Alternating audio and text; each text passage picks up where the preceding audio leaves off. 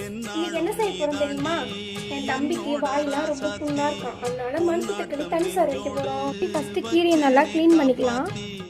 அரிசி கலைஞ்ச முத தண்ணி இருக்குல்ல, அதை கீழே ஊற்றிட்டு ரெண்டாவது தண்ணி எடுத்து வச்சுக்கலாம். பெருஞ்சீரகம் அரைச்சிக்கலாம்.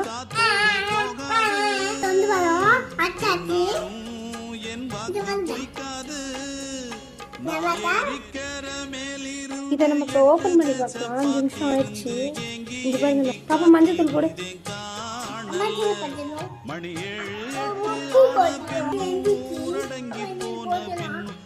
இங்க பாருங்க, தேங்காய் ஊத்தியாச்சு. இப்ப நல்லா கொதிக்குது. இப்ப நம்ம தாளிப்பு ரெடி பண்ணலாம். எண்ணெய் ஊத்திக்கலாம்.